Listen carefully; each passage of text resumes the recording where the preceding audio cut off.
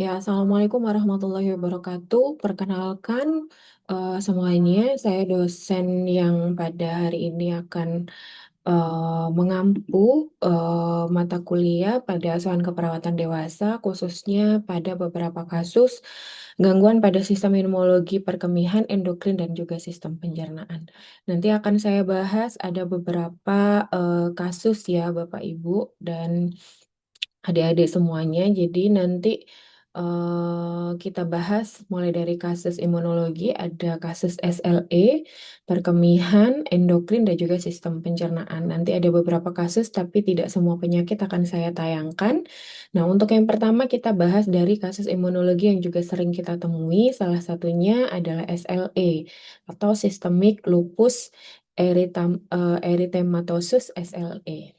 Ya, kita lihat ini sudah saya buat contoh kasusnya dengan riwayat penyakit. Dia sudah terdiagnosa SLE sejak 2 tahun yang lalu dengan keluhan utama ada nyeri hebat pada sendi tangan, lutut, dan juga pergelangan kaki. Ya, dari hasil pemeriksaan fisiknya ada gejala alopecia, ya, lalu ada kemerahan yang sangat khas atau yang disebut dengan butterfly rash. Ini biasanya memang kita temukan pada orang-orang yang menderita SLE gitu. Nanti kalau seandainya dari kulit ada keterbatasan ya dengan ekstremitas juga rentang gerak sendinya sangat terbatas dan karena kulitnya ada butterfly rash tadi kemerahan bersisik. Tanda vital seperti yang ditayangkan pada slide. Nah, dari hasil HB-nya, dari tes ANA dinyatakan tesnya positif, di mana ini menandakan bahwa ada aktivitas autoimun yang aktif, gitu ya. Nah, aktivitas autoimun ini biasanya memang dilihat dari hasil ANA tes. Jadi biasanya orang-orang SLE pemeriksaan diagnostiknya di sini Anda bisa refresh ya, namanya lewat anti-nuclear antibody atau ANA tes dan hasilnya positif, gitu. Dari hasil pemeriksaan imunologisnya juga ESR atau erythrocyte sedimentation rate biasanya dia akan meningkat di mana ini untuk melihat status peradangan pada tubuh pasien SLE. Ya, lalu dilihat profil darahnya mulai dari HB ya, menunjukkan dia anemia, ada leukosit yang menunjukkan dia leukemia. Di sini menunjukkan adanya supresi sistem pertahanan seluler dari tubuhnya. Lalu diagnosis apa yang bisa muncul berdasarkan SDKI dari kasus yang sudah saya jabarkan tadi khususnya pada kasus SLE. Yang pertama adalah nyeri kronis karena SLE ini adalah penyakit yang dia pasti tata laksananya adalah penyakit kronis ya. Penyakit kronis dan dia pasti nyerinya lebih dari 3 bulan. Sehingga tujuan kita dalam pengelolaan nyeri pasien bukan lagi nyeri akut tapi nyeri kronis ya. Di mana nyeri kronis ini tujuannya adalah memaintain kondisi nyeri supaya pasien juga mandiri dalam menerima proses nyeri selama menjalani treatment dan juga penanganan untuk SLE. Lalu yang kedua adalah gangguan integritas kulit karena tadi ya ada rash di kulitnya, butterfly rash. Ini adalah tanda yang sangat khas pada pasien SLE. Ini bisa kita angkat gangguan integritas kulit. Lalu yang ketiga adalah intoleransi aktivitas karena biasanya pasien di sini dia eh, mengalami penurunan HB ya, di mana juga ada proses leukopenia, anemia tadi yang sudah ditunjukkan pada kasus, ini bisa diangkat intoleransi aktivitas di mana energi yang dibutuhkan yaitu dengan rendahnya HB sehingga dia tidak bisa mensuplai kebutuhan oksigenasi pada saat dia beraktivitas. Nah, kalau seandainya kita lihat kenapa kita memilih etiologi nyeri kronis seperti ini nggih Bapak Ibu. Jadi dan juga adik-adik semuanya. Jadi adanya gangguan sistem imun ya, di mana dia akan menyerang pada sendi ya dan secara eh, stimulus itu tadi terjadi, maka reseptor nyeri akan aktif dan pasien akan merasakan rentang nyeri yang cukup tinggi.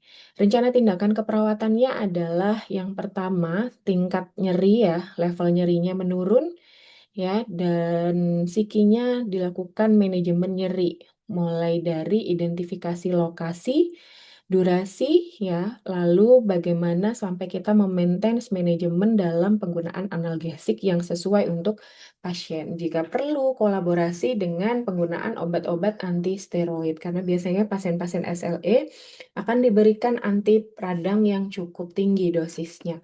Yang sering kita temui adalah biasanya untuk metilprednisolon itu bisa per oral ataupun per IV ya kalau misalnya di pasien SLE.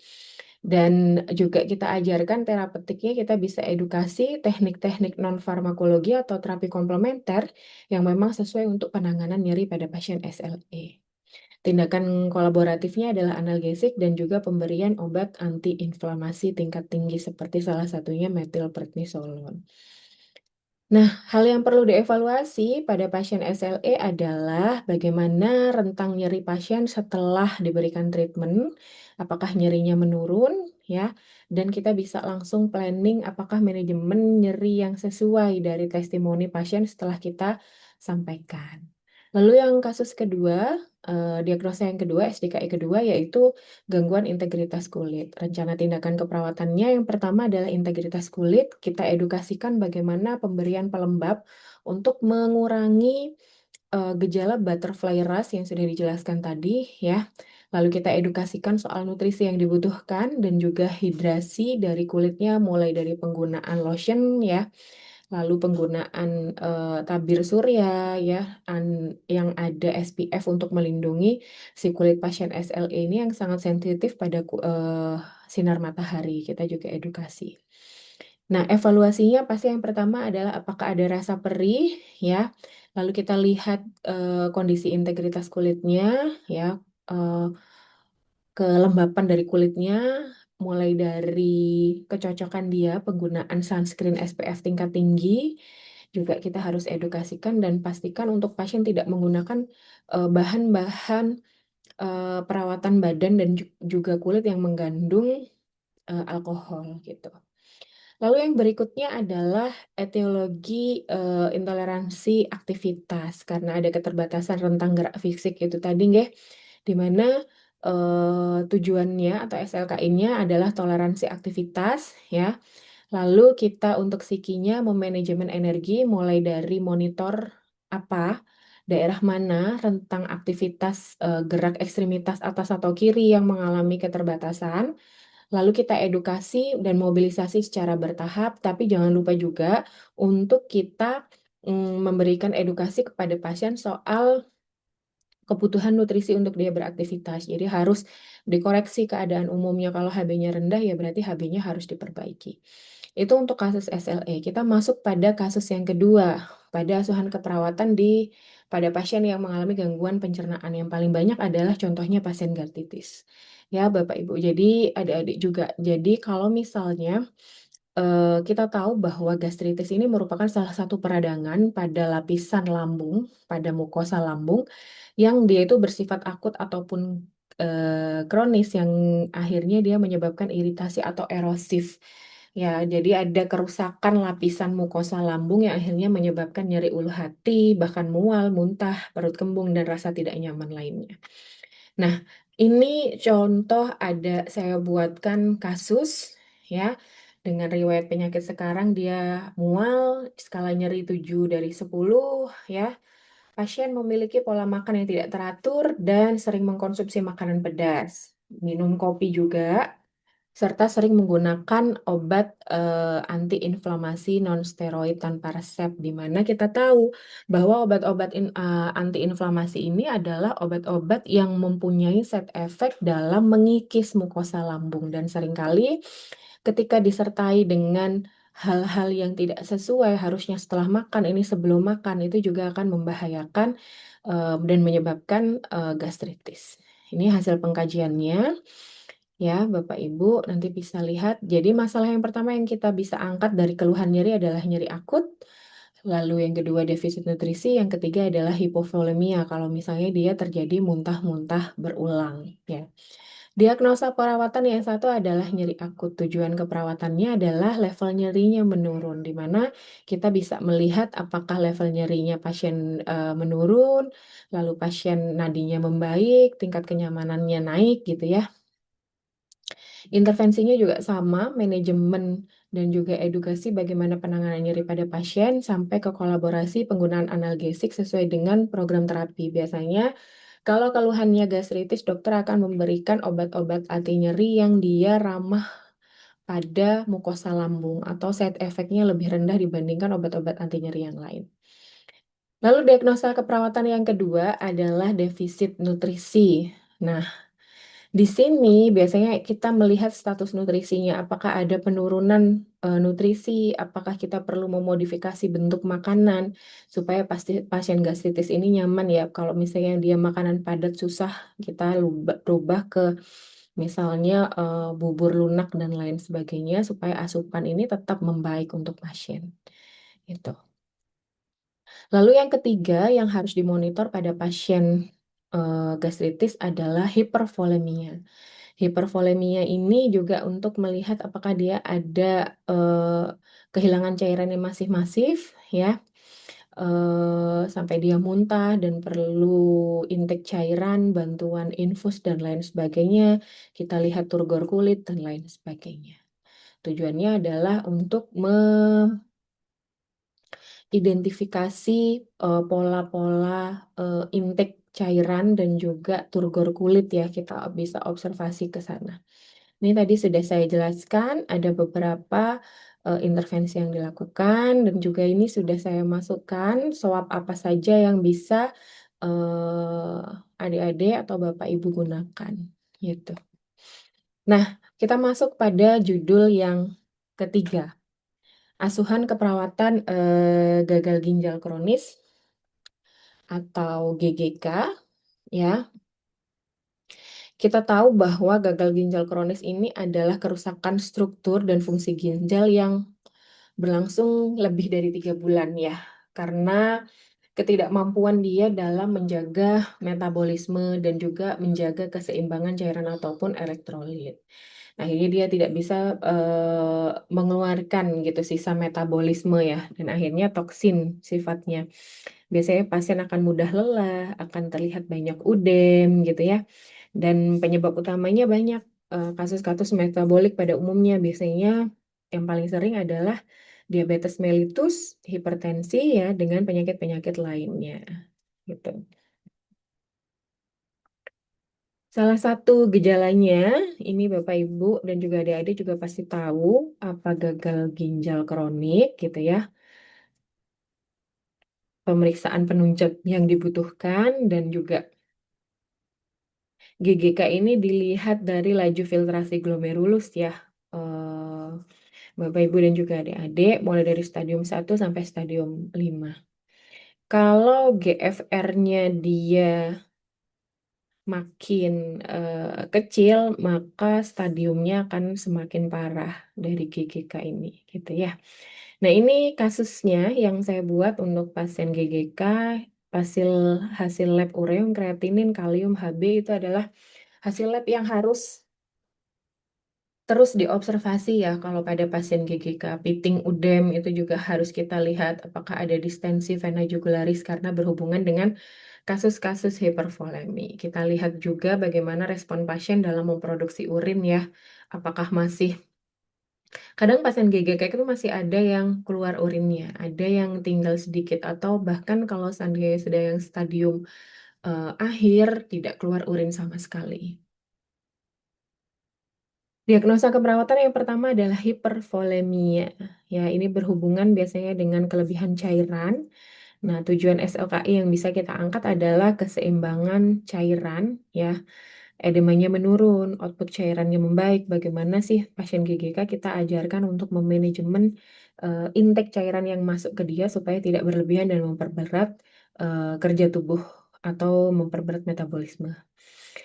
Sikinya adalah manajemen hipervolemia, yaitu memonitor intake dan juga output cairan. Biasanya kita lakukan balance cairan jika itu memang memungkinkan pada pasien ya, timbang berat badan gitu. Misalnya kalau pasiennya aktif hemodialisa, ada istilahnya interdialytic weight gain atau kita cek berat badan sebelum dan sesudah pasien mengalami hemodialisa. Itu untuk melihat, mengobservasi sejauh mana keberhasilan pasien memaintenance cairan di dalam tubuhnya dia.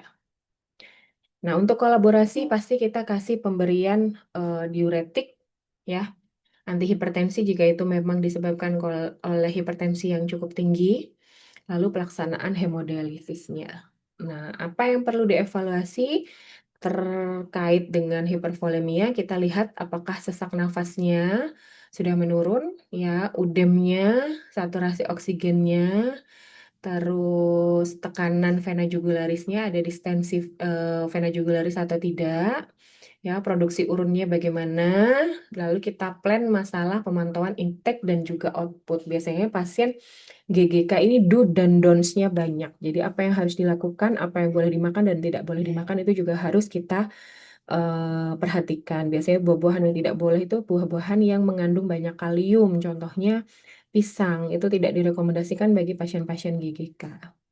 Pola nafas tidak efektif kalau misalnya ini berhubungan dengan sesak nafas ya. Jadi kita pantau dan juga kita lihat positioningnya selama HD misalnya bagaimana caranya dyspnea ini menurun. Positioning dengan posisi semivolar misalnya memonitor suara nafasnya selama HD dan lain sebagainya. Ini yang perlu dievaluasi pada pasien GGK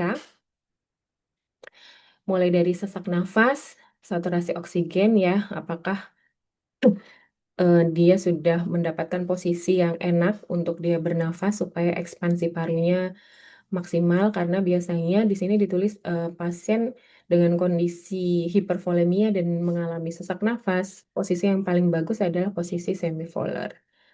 Tuh. Itu untuk kasus GGK lanjut kita ke kasus endokrin yaitu diabetes mellitus. Di sini saya tidak akan terlalu banyak membahas soal definisi gejala dan juga macam-macamnya. Pasti Bapak, Ibu, dan juga adik-adik sudah banyak familiar, nanti bisa dibaca sendiri slide-nya. Nah, ini adalah kasus yang diberikan di mana pasien diantar dia keluhannya kepalanya berat, sering haus, sering buang air kecil ya, dengan tekanan darah yang cukup tinggi, mukosa bibirnya kering, HbA1c-nya 9,5 ya. Lalu ada luka di kaki kanan ukuran 5x4 dari lumayan besar 20 cm luasnya. Terdapat jaringan nekrotik pus kemerahan atau yang kita sebut dengan gangren. Jadi ada sensasi kaki menurun juga.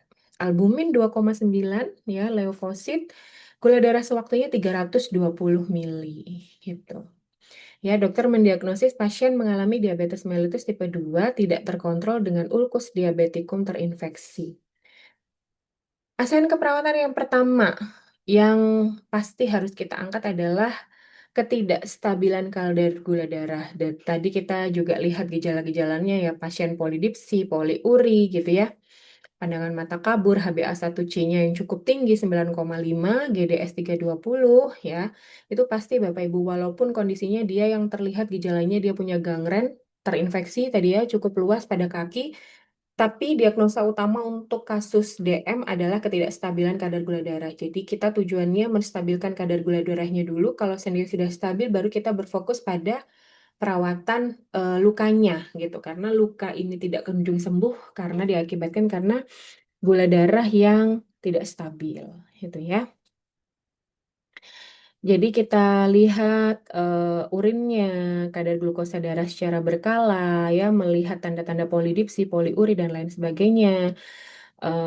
Kita berikan asupan dengan cara yang terbatas. Kita ajarkan bagaimana dia mengkonsumsi obat-obat antidiabetes, misalnya cara penggunaan insulin dan lain sebagainya. Ya. Lalu yang berikutnya adalah gangguan integritas kulit, ya, gangguan integritas kulit, di mana untuk yang tujuan SLKI-nya kita menggunakan integritas kulit, kita lihat bagaimana kerusakan jaringannya itu menurun, perfusi jaringannya membaik, nekrosisnya menurun, bahkan kita bisa mengidentifikasi penyebab nyeri, penyebab infeksi, ya, supaya menjadi lebih baik lagi menggunakan teknik perawatan steril, ya. Dan Itu Bapak, Ibu, dan juga adik-adik untuk manajemen kasus dari masing-masing kasus. Nanti slide-nya akan saya berikan dan tanya jawab akan kita lanjutkan pada sesi online saat ini. Terima kasih atas perhatiannya. Saya ucapkan dan saya tutup. Wassalamualaikum warahmatullahi wabarakatuh.